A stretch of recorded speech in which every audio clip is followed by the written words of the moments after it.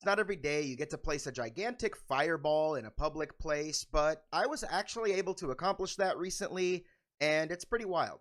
First off, I want to apologize for how long this video took to get out. I'm still dealing with the fallout of the fire. I'm trying to get someone to come by or just take this hunk of metal sitting in my driveway off my hands. I'm trying to find rides for people to get them to work, back and forth. It hasn't been easy. We've had to rely on a lot of Ubers. It fucking sucks. And we've had to pull money together to the point where now we have funds to go look for a car, but we don't have a vehicle really to get us to look for a car. So with all the stress and just financial burden and craziness, I just wanted to say sorry that it took this long for the video to come out.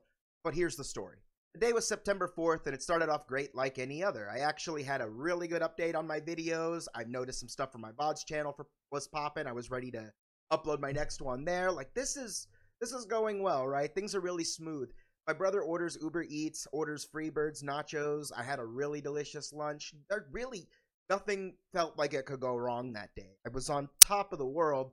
I prepped a brand new game for my stream, which we actually still did stream that night. I'm surprised I did after all that craziness, but I wanted to kind of say it when it was fresh. So if you want to check out that stream, it's up on my Twitch right now. And if it's been a few months since this video's come out and you're watching it, you can find it on my VODs channel because I'm going to make sure it goes there before you lose it. It is an entire full game playthrough. I beat the whole game in under 4 hours. It's a small one. Just a really nice, simple stream. Go check it out. So what's been going down is for the last few months, we've had some overheating issues on our car. Changed out all kinds of things, the coolant reservoir, the caps, the lines. We've been doing all kinds of work, and eventually it got to the point where we found a bigger problem later. Every time we fixed something, it was like something else would, spring up a few days later. And the really big one is we located a hole in our radiator or the reservoir for it. I don't know the exact science of it all. My brother actually did all the work there, repairs and all that stuff. And while that did cost quite a bit, we thought that the car was completely solid. He took it for a test drive, went out, got some tall boys, filled the gas tank up, did the whole shebang, and it was going great. September 4th arrives, we're having a good day, and then I get asked, hey, can you go to Walmart, pick up some things? My brother says, hey, if you're going to Walmart, hey, grab a case of beer too.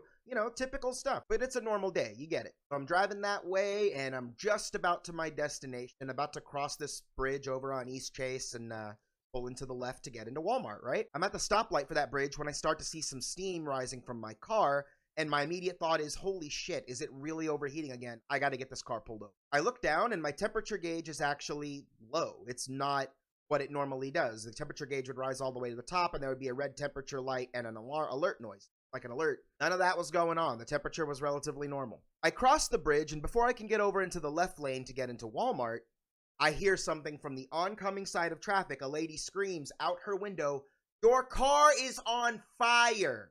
That could only be me, and instead of going left towards the populated Walmart, I actually jerked right and turned into the less populated Lowe's hardware store. I parked my vehicle as far away from any other vehicles as possible because if it's actually on fire, it's gonna be bad, right? I step out of my car, and as I'm looking around it like, holy shit, what the fuck? Is it really a fire? I noticed a little flaming piece of debris fall from the bottom of my car onto the ground, right? And then oil just started to leak. And I'm just like, nope, something's on fire. There's oil leaking all out. Fire plus oil is going to definitely be bad. Plus, we just filled this gas tank last night. So this lady sees the obvious distress as she's leaving the parking lot. She goes, do you want me to call for help? Yeah, call the fire department, 911, whatever. And I run into the store while trying to call my brother on the phone. I'm running over to the store. Like, we have to tell the store that they got to put this fire out. Like, holy shit, I need help right now. I was panicking. I was legitimately panicking. The vehicle I was just driving was on fire. Like, holy shit. It still kind of, shakes me up a little bit to this point. I was definitely not okay. But my main fear was that full gas tank from last night. I was like, no, this thing's gonna go fucking kaboom. I called my brother, and he was like, the gas tank is full. Yep, the gas tank was full. Holy shit. Dude, we gotta...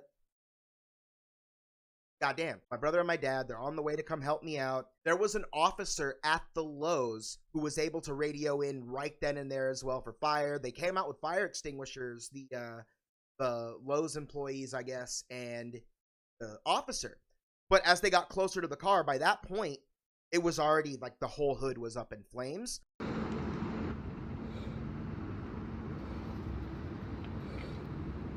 And when they were kind of getting a little closer to it, like, let's go put it out while we can, there was, I guess the battery maybe, it was just a little mini explosion, just pop, pop, pop, like fireworks coming out of the car. The officer's like, nope, get back. Just don't bother with the fire extinguisher. Don't be a hero. Fire department's on the way. I'm sitting there at this bench, drinking water, like trying to like comprehend what's going on right now. Once the flames went up, it's over. And this is not the first car I've lost to a fire. It's the first car that I was driving when it caught on fire. But, you know, I did lose another one way back in the day when someone else was driving it on the street somewhere. Realistically, it could have been one of a couple things. When we were doing those repairs on the car, we noticed a lot of corrosion on one of the battery terminals. We've always had an issue and have had to replace batteries because of that. We replaced the batteries, the terminals, all that crap. And for whatever reason, just this one terminal keeps, like, corroding up. It was really fucky. That whole battery's melted to shit and exploded now, but, you know, whatever. That might have played part of it, but I think a lot of it was the repairs my brother did the night before. There was a lot of, like, oil and, maybe not oil, but, like, grease on the car, you know. He was so head to toe covered in the stuff.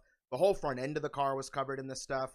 And we probably should have cleaned that off, but we also didn't expect, you know, whatever this was. There's the chance that, you know, some wires maybe weren't where they should have been. We've always had electrical problems on the car as well.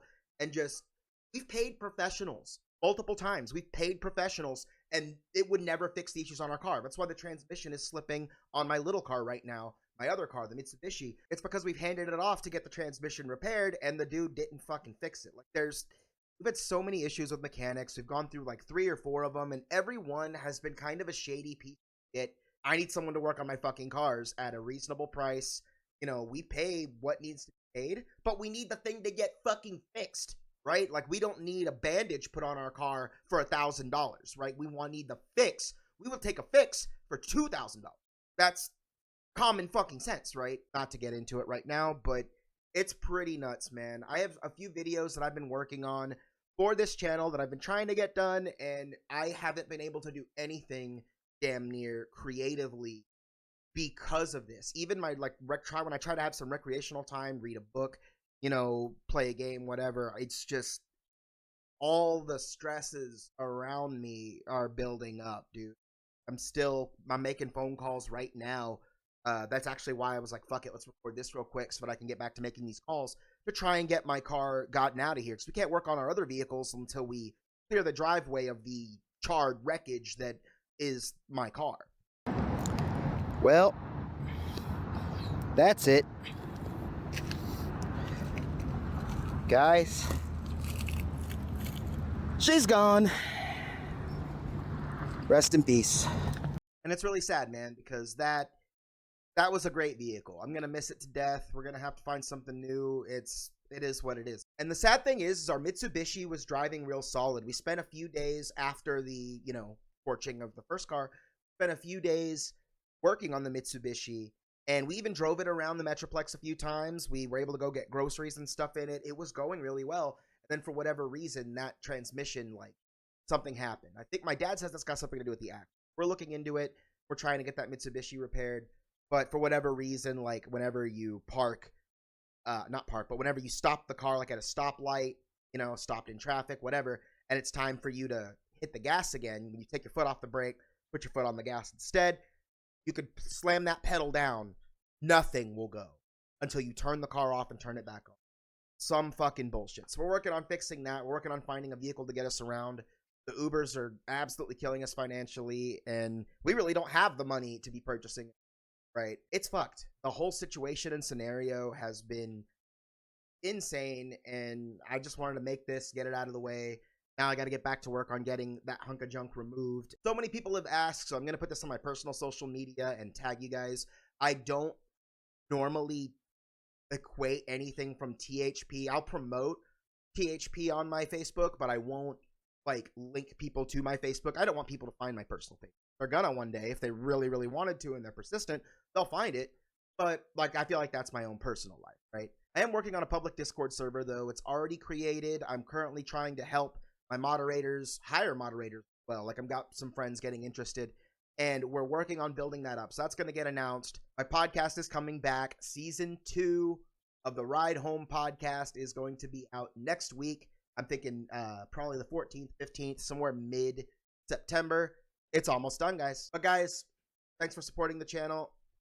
Content is probably going to be just a little slower while I get everything fixed, but I'm going to get where I need to be. I was so close. Right after San Japan weekend, I'm on fire with the creativity and I'm ready. And then, you know, other things catch on fire and my creativity is burnt just along with it. So we're working on it. I'm sure in the next week or so, it'll be a lot easier and I'll be able to move forward more. For watching. That's it. The story.